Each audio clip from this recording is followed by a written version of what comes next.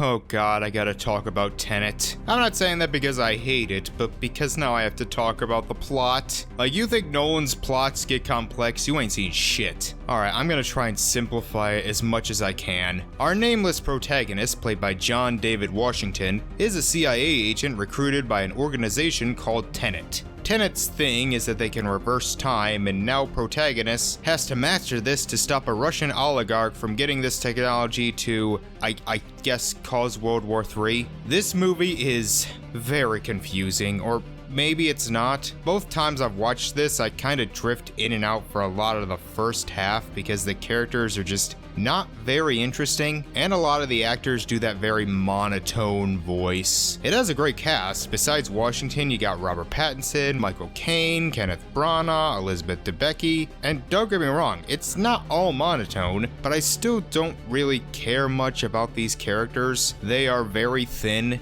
It just throws you into situations without explaining much, which I guess is nice for those who think Nolan explains too much, but god, it starts with a bunch of terrorists attacking an opera house and I'm like, what's happening? It doesn't hold your hand, and I give it credit for ambition, but there comes a point when complex turns to disinterest. I read that Branagh, when he was reading the script, compared it to doing a crossword puzzle, and there's several parts where they get out of predicaments because help shows up just in time. A lot of it seems more concerned with the science than the story and characters. Again, I wouldn't say they're bad, just meh. However, from a technical point of view, this movie's freaking fantastic. The stunt work is amazing. I read that Washington was so exhausted after making this that he couldn't run for a month, and he's in really good shape. The effects, phenomenal, and it's a very practical movie. Only about 280 visual effects are in the film. Most of it is in camera, including the part where they crash a plane into a building. Well deserving of the Best Effects Oscar. The soundtrack is one of the best of the last 5 years. There's a reason I used a track for the beginning of these videos, because they are intense. Like, I could listen to some of these while working out and I'd feel like a badass. All of these lead to some amazing action scenes, especially when they go back in time to parts we saw earlier, so they're going forward while the rest of the world is going backward.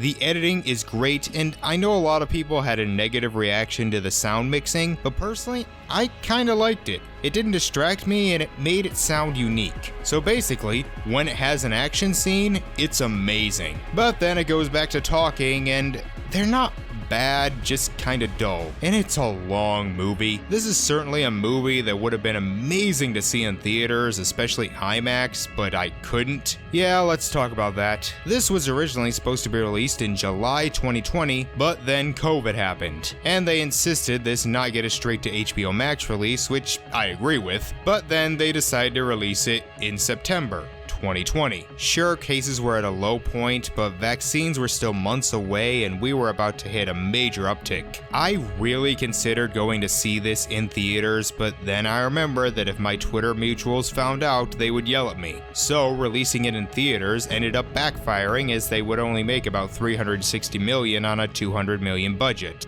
Whereas, if they had just waited till May or June of 2021, it would probably have made a lot more. I do feel bad for it, but if I did go and see it in September 2020 and people found out and I got canceled, it would not have been worth it. The movie is just okay. I give it a 6.5 out of 10. It's ambitious as fuck. I appreciate that this movie exists just because it's nice to see something so original and well made, but the characters aren't interesting enough and the story is confusing. Still, despite the internet treating him as a literal god for much of the late 2000s and early 2010s, I'm really glad Nolan is around. His movies are unique, ambitious, and usually epic, and he's gotten a lot better at characters recently and realizing you don't need to explain every single thing. His next movie is apparently apparently going to be a biography on J. Robert Oppenheimer, the father of the atomic bomb. So something a little different from his usual stuff. So tomorrow we start with M. Night Shyamalan, and you may be thinking we'll start with After Earth, but there's one movie he did